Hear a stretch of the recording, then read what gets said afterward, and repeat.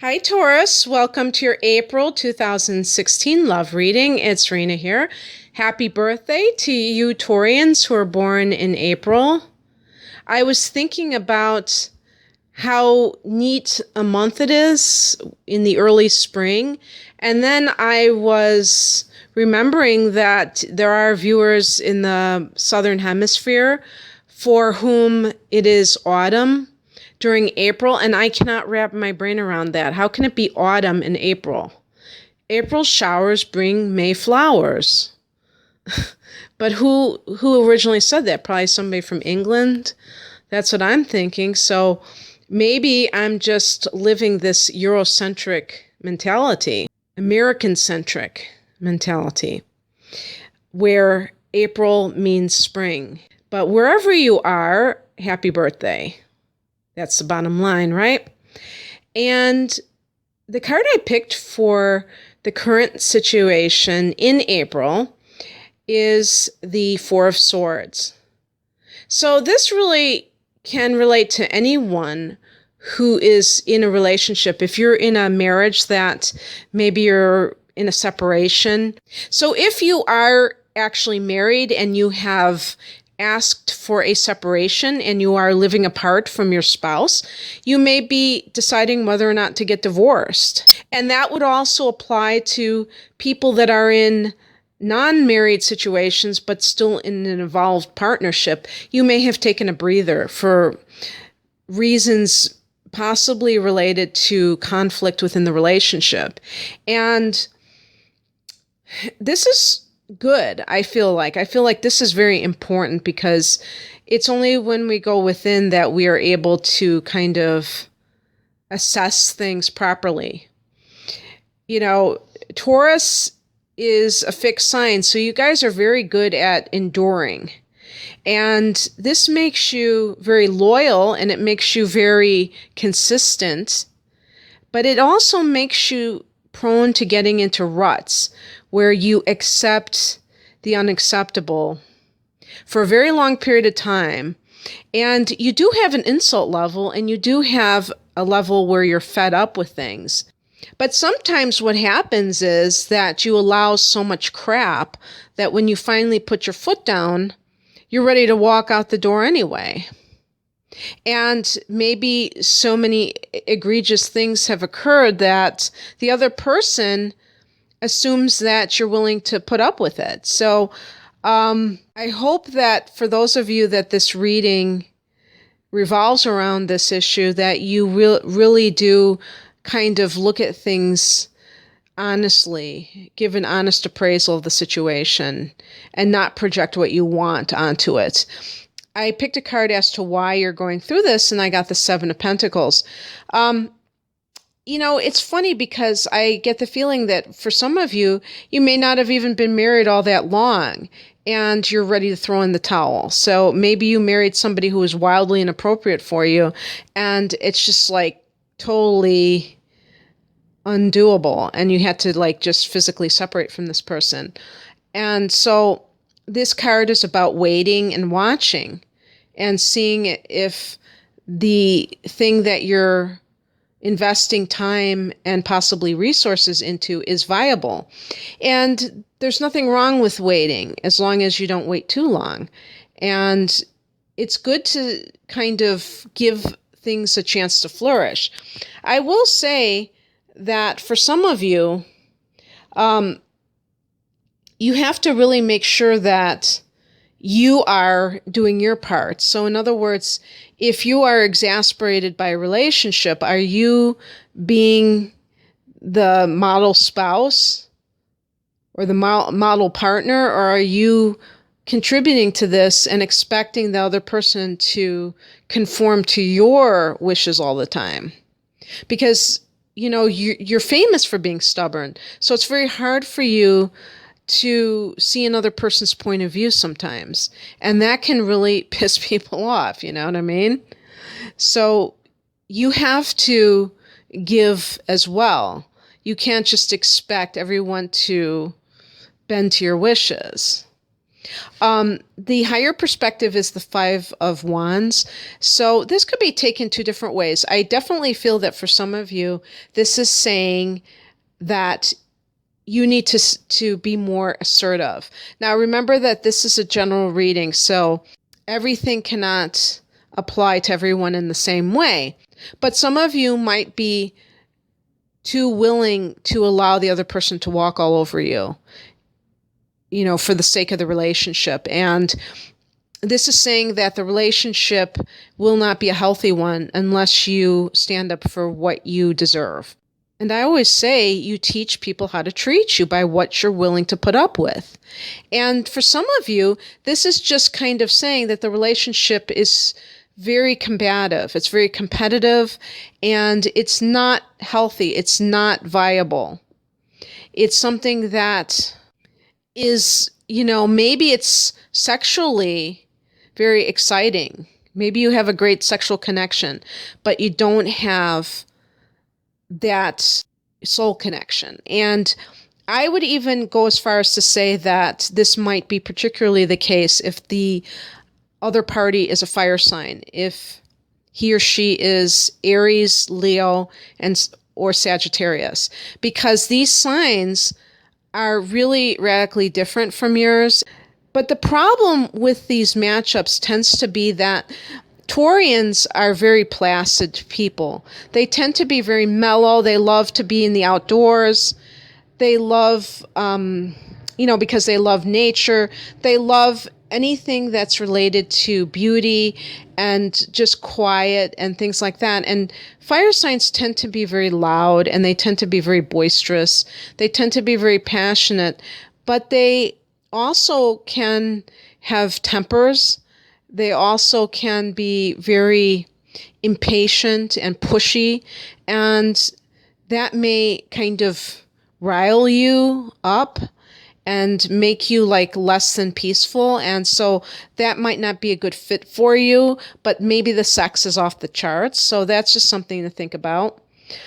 The attitude that kind of is a roadblock for you, and, a challenge, something you want to avoid, is the Page of Wands. So again, this could be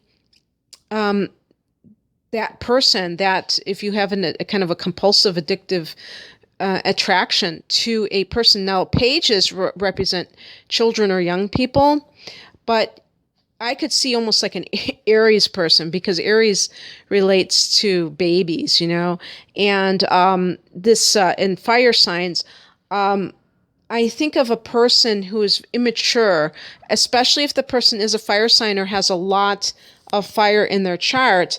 And this would make them very, that would give them the signature of being a fire sign, even if their sun sign is an earth sign. Actually, the Page of Wands is an incredibly positive card in many ways. It's a very positive thinking type of a mentality. But because it's in the challenge position, I would, look at it as the Page of Wands in reverse. And so all of those qualities would be the opposite of what I just said. And this could actually be you as well. This could be like a pessimistic mindset that you may have that really informs the choices that you make. And maybe this has been causing you to play small because you're trying to, have things in a certain way, but you're not really going after what is the best thing for you. You're just going for the easy situation. And the attitude that helps you at this time is the Eight of Cups. And this is the ability to walk away from something that is not emotionally fulfilling to you. As I said to you about the, crux of the issue, I feel like if you are someone who is on the outs with a partner, that you really do what the Four of Swords suggests, and you do take time off by yourself, not talking to your girls or your boys and, hashing it out with them, but really looking within yourself at what you need to do and just really recuperating. If you've had, a stressful run of things within the relationship, that's what the Four of Swords is suggesting. But do that so that you can decide whether you need to walk or whether you need to stay and work things out. For some of you, you're not going to be away from them physically. You might be in the same house. So if that's the case, there still might be estrangement happening. Maybe you're sleeping in different rooms. Maybe you barely talk to one another. If you are married and you have children, maybe you deal with the kids, but the two of you basically live separate lives. Well, are you going to continue this way, or are you going to try to move on so that you can actually free up the energy for something new to come in? And the Eight of Cups is about moving towards something that really stirs your passions. It's not just about leaving, because anybody can leave, but if they're not leaving for something better, then they're just running away, And I'm certainly not suggesting that you go from one person to another, because I actually feel that it's always best to spend time by yourself before you move into a new relationship. Some people just jump from relationship to relationship and they never process the prior experience. They just jump back into the fire. And it's no wonder that their love lives are in a constant state of flux, because there is chaos there. There's no sense of learning lessons that the relationship was there to teach them and to use them, to apply them to the future relationship. The attitude is the Queen of Wands. I don't like to, specify gender, but a lot of people watching this will be women. So specifically, for women, I would say that this card is about being assertive, being a career woman, being somebody who is strong in your own right and very self-confident. And maybe a lack of self-confidence did you in the past. This actually can be true for either genders, obviously. But I say that about women because women sometimes, even in 2016, are, constantly questioning, should I do this? Should I do that? This is about, maybe you need to start your own business. Maybe there's something that you need to be doing for yourself, and you've been kind of living your life through a man, through a relationship, instead of putting your talents to work for you and having something that's just your own and that you can be proud of on your own, and also being able to support yourself. It's like a real card of confidence, but it's a feminine energy because it's a queen. And in general, it can also just mean having self-esteem, having a cheerful demeanor, having a positive outlook on life. The outcome is the Two of Cups. For some of you, it means that even if you have separated, you will decide to go back and reunite with that person that you have had an issue with. You will forgive. Remember, Taurus, that forgiveness is something you struggle with as a fixed sign. You tend to hold grudges, and that can block the energy flow as well. So that's a nice outcome for some of you. For some of you, it's just about the forgiveness. You're not going to necessarily go back to that person, but you can move on. And the Eight of Cups is all about moving on. So it really does create a closure for you if you're able to just be okay with how things ended up and not feel that you were somehow done wrong, or that you should go back when you know in your heart of hearts that it's really not where you need to be. It's kind of like feeling at peace and not fighting anymore. If, that Five of Wands that I picked for the higher perspective, that's all about a lot of drama, a lot of contention.